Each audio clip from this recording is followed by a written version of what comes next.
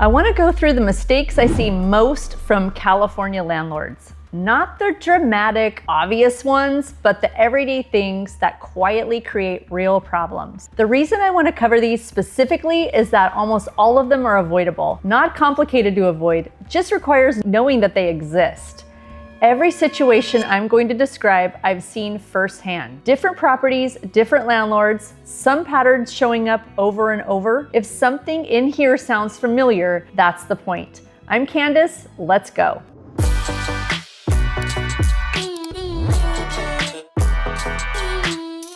The fair housing mistake California landlords make without realizing it. And the fix takes about 10 minutes. Write down your screening criteria before you take a single application. Income threshold, credit minimum, rental history standard. Whatever they are, put them in writing. Then apply them in the same order to every applicant and document the specific reason for every denial. Not didn't feel like a fit, the criteria they didn't meet. That documentation doesn't make you immune from complaint, but it gives you a clear, consistent, documented basis for every decision you made, which is exactly what you need to do if it ever gets challenged. The lease that looks fine until it isn't. A lot of landlords are using leases that are technically valid but missing things that California law requires or that become important when a dispute arises. Because the tenancy goes smoothly, they never find out until something comes up and suddenly those gaps matter. The gap I see most often, no clear late fee structure that meets California's reasonable fee standard. A percentage-based late fee is more likely to be challenged than a fixed amount. No written process for reporting maintenance, no language defining when a guest becomes an unauthorized occupant, no clear lease violation cure procedure. Each of those individually is manageable. Together, they add up to a lease that isn't doing the job it's supposed to do. The lease is the operating agreement for the tenancy. If something important isn't in it, it's very hard to enforce it later.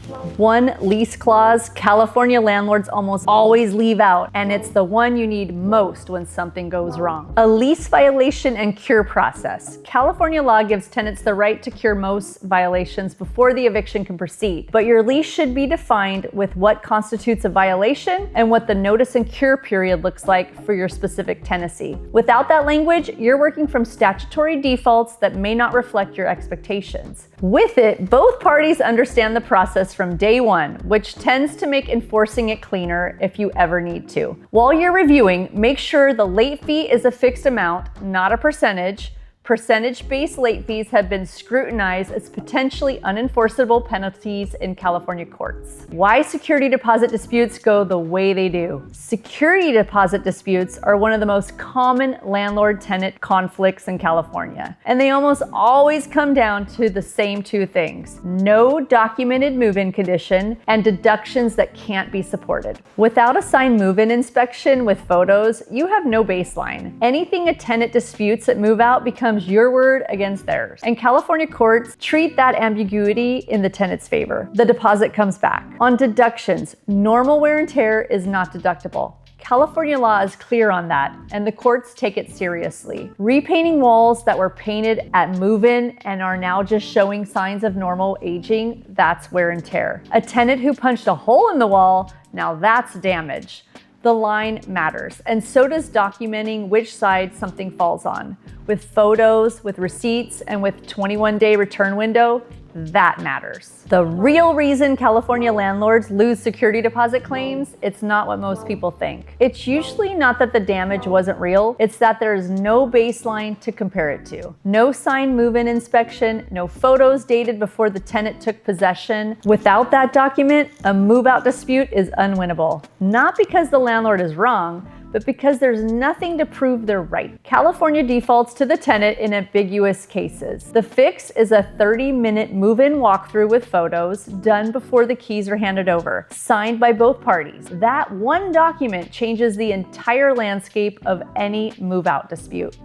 The AB 1482 mistake that costs a full year. AB 1482, the Tenant Protection Act, is the piece of California law I see most misunderstood by self-managing landlords. And the mistake isn't usually someone who doesn't know it exists, it's someone who assumes their property is exempt without verifying that the exemption is properly set up. The single family home exemption is real, but it requires a specific written disclosure for the tenant to sign. It's in the lease and it's delivered separately. And without that notice, the exemption may not hold even if the property would otherwise qualify. A landlord who raises the rent above the 1482 cap believing they're exempt without having delivered that disclosure may need to actually credit the rent or return the excess. AB 1482 exemptions don't protect you automatically. There's a step most landlords miss that can void them entirely. If your property qualifies as a single family home or a condo exemption under AB 1482, you still have to provide a written notice to the tenant. It goes in the lease and it gets delivered separately. Without it, the exemption doesn't apply, regardless of whether your property itself would otherwise qualify. This is one of the most common AB 1482 errors, operating under an assumed exemption that was never formally documented. If you've been raising rent under the assumption and haven't confirmed the disclosure was properly provided, that's worth a quick review before the next increase for sure, not after. The mistake that turns a 6-week process into a 6-month one. The last one I want to cover is also the most expensive when it goes wrong, starting the eviction process incorrectly. A 3-day notice with the wrong dollar amount, even a small error, is invalid. A notice served by the wrong method or without proper documentation of how it was served is invalid. A filing with a procedural defect gets rejected or challenged, and when any of those things happen in California, you don't get to patch it, you start over. That means the timeline extends and the costs mount. I've seen landlords lose 4 to 6 months to a process that should have taken 6 weeks, not because their case was invalid, but because the notice had a calculation error or the service wasn't documented correctly. The case itself was fine, the paperwork wasn't. The eviction mistake that restarts the clock and how much time it actually costs California landlords. A 3-day notice to pay rent or quit has to be exact. The dollar amount is rent only, not late fees, not utility charges, unless your lease specifically allows them to be included. Any error voids the notice and you start over. Service documentation matters just as much as personal delivery, substituted service with mailing, or posting with mailing. Each has specific requirements. If you can't document how and when it was served, it doesn't hold. The landlords who move through California eviction process fastest are the ones who slow down at each step and do it right the first time. Rushing the front end almost always costs more time on the back end. None of these mistakes come from bad intentions. They come from not knowing what you didn't know, and sometimes from moving a little too fast on something that required a little more care. That's genuinely why I make this content. Not to be on the cautionary tale, but to be the resource that closes the gap before it becomes a problem.